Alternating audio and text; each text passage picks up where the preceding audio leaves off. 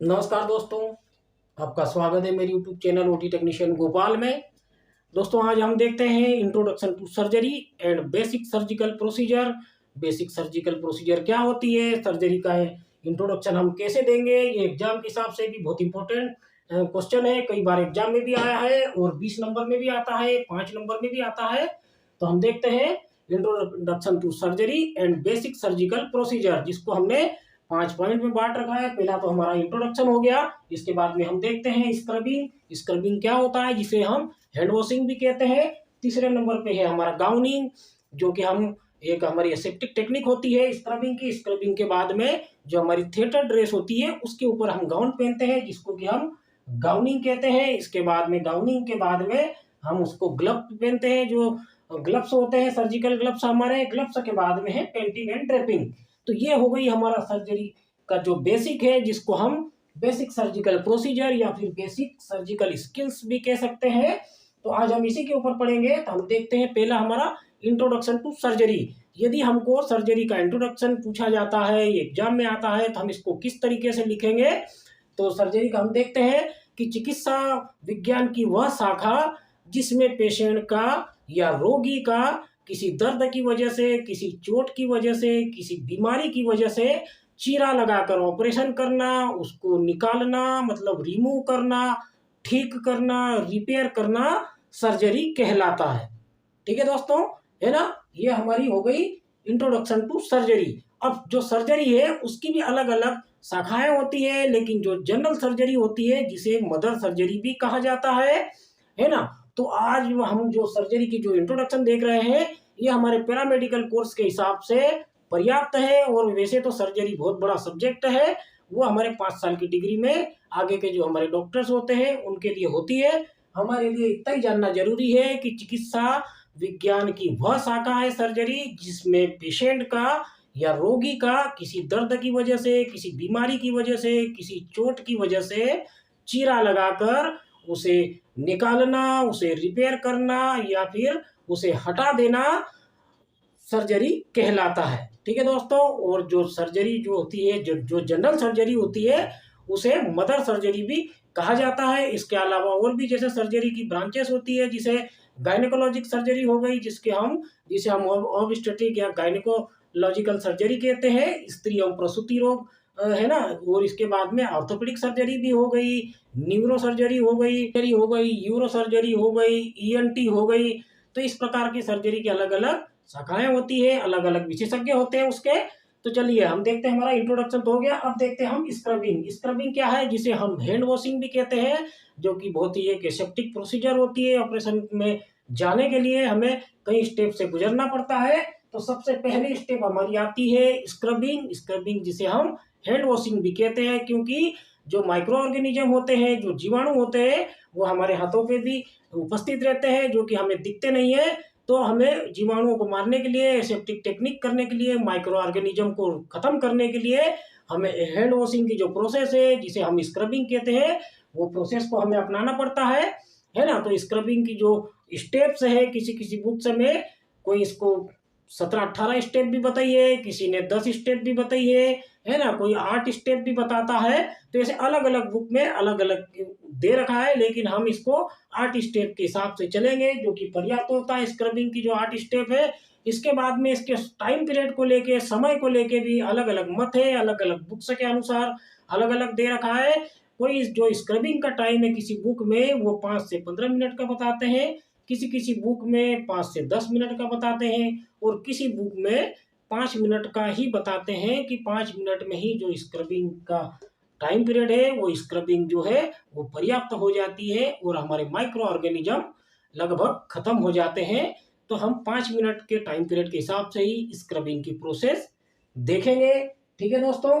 तो स्क्रबिंग यानी hand washing जो होती है, तो सबसे पहले तो जो हम ओटी में प्रवेश करते हैं, इसके बाद में जो हमारी ओटी ड्रेस होती है ना। इसके बाद जब हम सर्जरी में जाते हैं तो हम हैंड वॉशिंग के लिए जाते हैं। तो जो अभी हमने बताया कि जो 8 स्टेप होती है हैंड वॉशिंग की, तो पुराने जमाने में जो ईथर सोप चलता था, जो माइक्रो ऑर्गेनिज्म पर काफी इफेक्टिव था, लेकिन आज के नए दौर में भी जो हमारे अलग अलग सोप आ गए हैं, है ना, जैसे डेटॉल हो गया, सेवलॉन सोप हो गई।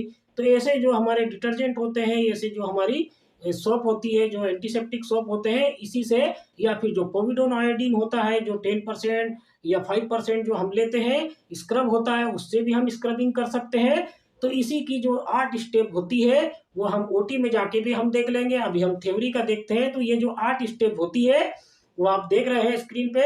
8 स्टेप में क्या क्या होती है। तो सबसे पहले लेने के बाद में हथेलियों को अच्छी तरीके से उसको मसला जाता है, चारों तरफ से किया जाता है। इसके बाद में हम आपको ओटी में चल के भी ये दिखाएंगे। तो हाँ, तो दोस्तों हम देखते हैं स्क्रबिंग यानी हैंड वॉशिंग। जैसे कि अभी हमने पढ़ा कि किसी किसी बुक्स में 8 स्टेप दे रखी है, किसी में 10 11 भी बताते हैं, और कोई कोई हॉस्पिटल इसको 5 स्टेप का भी बताते हैं, 5 मिनट का भी बताते हैं, टाइम पीरियड भी इसका अलग अलग है। तो एक स्टैंडर्ड कमिटी होना चाहिए जो कि इसका एक जाए टाइम इसको निर्धारित कर सके। और अब हम देखते हैं स्क्रबिंग की जो हमारी 8 स्टेप है।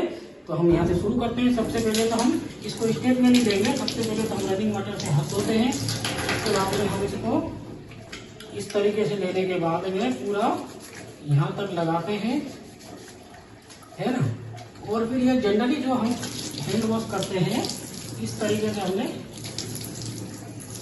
पहले, क्योंकि जो माइक्रो ऑर्गेनिज्म होते हैं, जो बैक्टीरिया होते हैं, वो हमारी स्किन की परत में रहते हैं। अब हम एक पहली स्टेप यहाँ से शुरू करते हैं। तो ये हमने लिया जो भी हमारा डिटर्जेंट है ना, हैंड वॉशिंग जो है, जो अभी हमने थ्योरी में पढ़ा है, अभी हम स्टेप देख रहे हैं। तो इस तरीके से होता है। ये एक स्टेप हो गई, ठीक है दोस्तों। ये 2 हो गई, है ना, ये 2 हो गई, ये 3 हो गई। ऐसे करेंगे हम इस तरीके से, ताकि जो माइक्रो ऑर्गेनिज्म है, जो स्पोर्स है, क्योंकि हमारे नाखूनों में भी रहते हैं और हमारी स्किन की सतह पे भी चिपके रहते हैं, है ना। तो इस तरीके से इसकी ये हो गई 4 स्टेप, है ना। तो इस तरीके से इसकी 8 स्टेप होती है। अभी हमने देखा, फिर इस करके ये हो गई 5 इस तरीके से, है ना। फिर इसको करेंगे 6, और फिर हम रनिंग वाटर में करेंगे 7 स्टेप इस तरीके से। सावधानी इसकी ये रखना है कि हमें जो हमारे हाथ है उसको हमें एल्बो को हमेशा नीचे रखना है, कभी भी हमें एल्बो को ऊपर नहीं करना है, ताकि ये जो हमारा रनिंग वाटर है ये हमारी एल्बो से नीचे गिरना चाहिए। पांच की तरफ ये हमारा रनिंग वाटर नहीं जाना चाहिए। इसी तरीके से हमें स्क्रब होने के बाद, हैंड वॉश करने के बाद, हमें स्टेराइल गाउन को केयरफुली एसेप्टिक टेक्निक से उठाते हुए, बॉडी के किसी दूसरे पार्ट से टच न करते हुए हमें गाउन को वियर करना है, पहनना है। और जो हमारी रनिंग नर्स होती है वो हमारे गाउन को पीछे से टाई करती है, और आगे का जो कप का एरिया रहता है वो हमें खुद टाई करना होता है। तो ये हो गई हमारी स्क्रबिंग की 8 टेक्निक। अभी हमने थ्योरी में भी पढ़ा, ठीक है दोस्तों। आगे का हम देखते हैं गाउनिंग। ये हो गई हमारी स्क्रबिंग, है ना। आप देख रहे हैं स्क्रबिंग। इसके बाद में हम देखते हैं नंबर 3 पे है गाउनिंग, ठीक है दोस्तों। गाउनिंग क्या होता है कि अच्छी तरीके से हैंड वॉश करने के बाद, स्क्रब होने के बाद में, जब हम अच्छे तरीके से स्क्रबिंग हो जाते हैं, हैंड वॉश हमारा हो जाता है, तो हमें जो पानी जो है हमारा हाथों का या पाम का, हथेली का, वो हमें एल्बो से नीचे गिरना चाहिए। कभी भी हमें एल्बो को इस तरीके से ऊपर नहीं करना चाहिए। हमेशा अपनी पाम को ऊपर रखना चाहिए, और एल्बो जो होती है उसको हमें नीचे रखना है, ताकि जो हमारा पानी है वो हमारी एल्बो के थ्रू नीचे गिरे, न कि पाम के जरिए। क्योंकि हम यदि नीचे कर लेंगे तो जो हमारी ऊपर की जो माइक्रो ऑर्गेनिज्म है वो हमारे पाम तक आ जाएंगे, तो हमारा स्क्रबिंग इफेक्टिव नहीं होगा।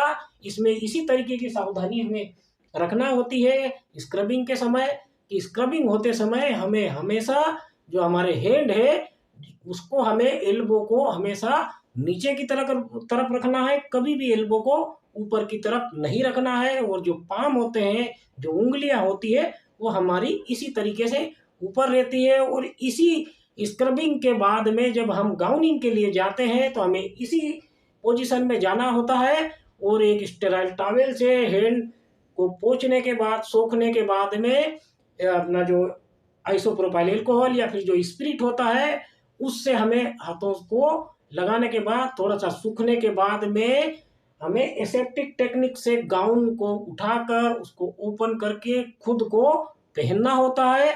और इसके बाद में जो हमारी ओटी में जो रनर सिस्टर्स होती है, जो रनर नर्स होती है, जो नॉन स्क्रबिंग नर्स होती है, वो हमारे गाउन को पीछे से टाई करती है, और जो आगे का जो कप का एरिया होता है वो हमें खुद अच्छे से बांधना होता है, ताकि ग्लव का जो कप है वो गाउन के ऊपर आसानी से फिट हो जाए। तो ये हो गई हमारी स्क्रबिंग, है ना। ये हो गई हमारी गाउनिंग भी हो गई और स्क्रबिंग भी हो गई। अब हम देखते हैं नंबर 4 पे हमारा है ग्लव, है ना। ग्लव्स कैसे पहना जाता है। हमने अभी बताया कि जब हम गाउन पहनने के बाद में जो कप होता है उसको हम अपने हाथों से अच्छे से बांधते हैं, ताकि ग्लव का कप उसके ऊपर अच्छे से चढ़ा जाए। तो जो ग्लविंग होती है, जो सर्जिकल ग्लव्स होते हैं, ये नेचुरल रबर के बने होते हैं, जो कि लेटेस्ट नेचुरल रबर होता है, बहुत ही फ्लेक्सिबल होते हैं, मुलायम होते हैं, और इसमें कोई प्री पाउडरेट भी रहते हैं, कोई बिना पाउडर के भी लगे रहते हैं, कोई प्री पाउडरेट भी रहते हैं। तो जो ग्लव्स होते हैं वो हमेशा पेयर्स में होते हैं, एक लेफ्ट का रहेगा, एक राइट का रहेगा, उस पर लिखा भी रहता है। और जो अलग अलग साइज के होते हैं ग्लव्स, है ना। तो जो ग्लव्स जो होते हैं, जो पेयर में होते हैं, तो सबसे पहले हमें जो, और उसकी जो पैकिंग होती है ग्लव्स की, वो उसकी इस तरीके से उसकी पैकिंग रहती है कि जो ग्लव्स का कप है वो हमेशा उठा हुआ रहता है, ताकि हमें पहनते समय आसानी से हम ग्लव को पहन सके और दूसरे एरिया को टच न हो। इसी तरह एसेप्टिक टेक्निक को अपनाते हुए हमें ग्लविंग की प्रोसेस को भी करना होता है। तो सबसे पहले हम राइट हैंड से ग्लव के कप को उठाकर लेफ्ट हैंड में डालते हैं। तो सबसे पहले लेफ्ट हैंड में ग्लव्स पहना जाता है, राइट से उठाकर लेफ्ट हैंड में कप को पकड़ते हुए, उंगलियों को डालते हुए, फिर हम अंगूठे से होते हुए तुरंत हम उसको कप को गाउन के ऊपर चढ़ा लेते हैं। ये हो गई हमारी ग्लविंग। इसके बाद में जैसे हमने राइट हैंड से उठाया था, उसी तरीके से हम अब राइट हैंड का ग्लव्स पहनने के लिए लेफ्ट हैंड से लेफ्ट साइड के ग्लव्स को उसके, दोस्तों हम नंबर 4 का देखते हैं ग्लविंग, है ना। गाउनिंग के बाद में जो हमारी अगली स्टेप होती है उसे हम ग्लविंग कहते हैं। जो ग्लव्स होते हैं, सर्जिकल ग्लव्स, उसकी जो पहनने की जो प्रोसेस होती है ग्लविंग की, है ना। तो जो ग्लविंग होते हैं, जो ग्लव्स होते हैं, वो हमारे नेचुरल रबर के बने होते हैं, नेचुरल लेटेस्ट रबर के बने होते हैं, जो कि बहुत ही मुलायम होते हैं ग्लव्स। और जो ग्लव्स होते हैं वो हमेशा पेयर्स में होते हैं, जोड़ी में होते हैं। एक साइड लेफ्ट का रहेगा तो दूसरा राइट का रहेगा, है ना। तो लेफ्ट राइट में हमेशा पेयर्स में होते हैं और अलग अलग साइज के होते हैं और प्री स्टरलाइज होते हैं ग्लव्स हमारे, है ना। तो गाउनिंग के बाद में हमें ग्लविंग की जो प्रोसेस है उसमें जो ग्लव्स है हमारे अलग अलग साइज के होते हैं, है ना, अलग अलग और पेयर में होते हैं, अलग अलग साइज के होते हैं। तो जो हमारा स्टेराइल आर्टिकल को हैंडल करने के लिए हमें ग्लविंग की प्रक्रिया करना पड़ती है, ग्लव्स पहनना पड़ता है। तो सबसे पहले जो ग्लविंग की प्रक्रिया है उसको हम इस तरीके से पहनते हैं कि जो गाउन की जो कप है, जो स्लिप्स है, उसके ऊपर आसानी से फिट हो जाए और कोई ऑपरेशन के दौरान हमें किसी प्रकार की कोई असुविधा न महसूस हो। इस तरीके से ग्लविंग की प्रक्रिया की जाती है ना। तो अलग अलग साइज होते हैं ग्लव्स के, ग्लव्स हमेशा पेयर्स में होते हैं। तो जो ग्लव्स की पहनने की जो प्रोसेस है वो सबसे पहले तो हम लेफ्ट हैंड से राइट साइड के ग्लव्स को उठाते हैं, है ना। तो जैसे ही हम ग्लव्स को खोलेंगे तो जो ग्लव्स की पैकिंग होती है वो प्री स्टरलाइज होता है। दूसरा, प्री पाउडरेट भी होते हैं ग्लव्स, है ना, और कोई से बिना पाउडर के भी होते हैं, प्री पाउडरेट ग्लव्स भी रहते हैं। तो जब हम उसको खोलते हैं तो वो उसकी जो पैकिंग होती है वो इस प्रकार रहती है कि ग्लव्स का जो कप है वो उठा हुआ रहता है, ताकि हम ग्लव्स के दूसरे एरिया को न टच करें, और जो कप रहता है उसको हैंडल करते हुए हम आसानी से ग्लव्स को इंसर्ट कर सके। ठीक है दोस्तों। तो जो ग्लव्स होता है उसकी जो पहनने की विधि है वो सबसे पहले लेफ्ट हैंड से राइट साइड के ग्लव्स को उठाया जाता है, उसके कप को पकड़कर इस तरीके से उठाया जाता है ताकि उसके दूसरे पार्ट को टच न हो।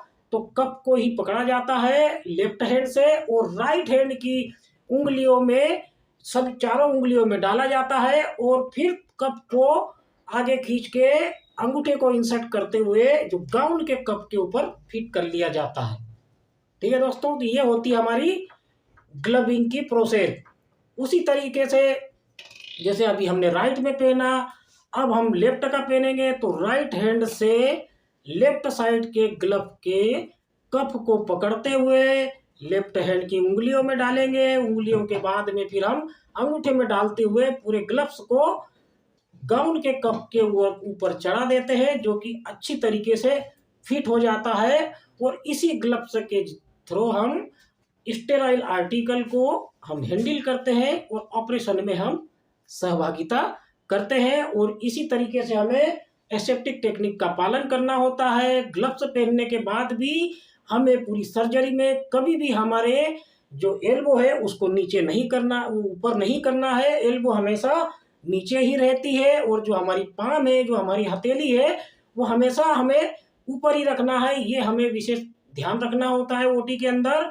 कभी भी हमें हमारे हाथों को नीचे नहीं करना चाहिए, है ना। हमेशा हमारे हाथों को ऊपर ही रखना है, चाहे हम सर्जरी में शामिल है या हम एक सपोर्टिंग स्टाफ के तौर पे हम सर्जरी में इन्वॉल्व है, तो भी हमें हाथों को कभी भी नीचे नहीं रखना है। हाथों को हमें हमेशा कमर के ऊपर ही रखना होता है।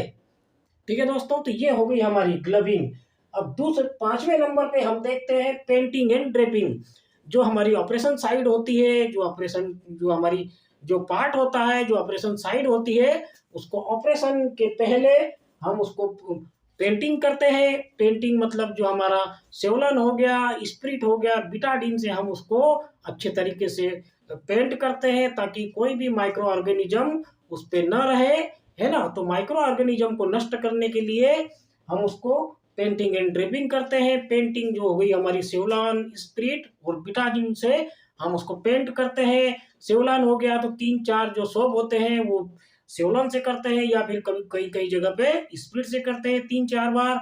इसके बाद में ड्राई से अच्छा सा उसको पोंछा जाता है, उसको ब्रेक किया जाता है। इसके बाद में बिटाडीन से पेंट किया जाता है, वो भी 3-4 मोप लेके, है ना, 3-4 सोप लेके हम उसको अच्छे से पेंट करते हैं। जो हमारा ऑपरेटिव एरिया है, पेंट करने के बाद में जो हमारे स्टेराइल टॉवेल है, आप देख रहे होंगे ड्रेपिंग को, स्टेराइल जो टॉवेल है, तो उस तरीके से हम चारों तरफ से हमारे ऑपरेटिव पार्ट को कवर करते हैं, है ना, ताकि अनस्टेराइल एरिया ढक जाए। और जो हमारे स्टेराइल जो गाउन टॉवेल्स होते हैं, जो हमारे ड्रिपिंग टॉवेल्स होते हैं, चारों तरफ से 4 टॉवेल आप देख रहे होंगे स्क्रीन पर, इस तरीके से ड्रिपिंग की जाती है। और फिर उसके ऊपर एक होल सीट डाली जाती है, जो कि बड़ा टॉवेल होता है, जिसमें पूरा पेशेंट कवर हो जाता है। और जो ऑपरेटिव साइड है या ऑपरेटिव पार्ट है, उसकी जगह पर होल बना रहता है। उस होल को हम ऑपरेटिव साइड या ऑपरेटिव पार्ट के ऊपर रखते हैं। इस तरीके से हम एसेप्टिक टेक्निक को अपनाते हुए ड्रेपिंग, पेंटिंग एंड ड्रेपिंग की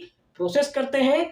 और हमें किसी भी जो दूसरी वस्तुएं होती है उन्हें हमें टच नहीं करना होता है। जो स्टेराइल्स जो चीज़ें होती है, जो हमारी सर्जिकल फील्ड होती है, उसी फील्ड दायरे में हमें रहना पड़ता है। ठीक है दोस्तों, तो ये 4-6 बातें ऐसी सावधानी पूर्वक हमें ध्यान रखना होती है कि कभी भी हमारे हाथों को नीचे नहीं करना है। पाम हमेशा हमारे हथेलियाँ जो है वो ऊपर ही रहती है ना। एल्बो हमारी कमर से नीचे नहीं होना चाहिए। ठीक है दोस्तों, तो इस तरीके की सावधानी रहती है और पूरी सर्जरी में हमें एसेप्टिक टेक्निक का पालन करना होता है।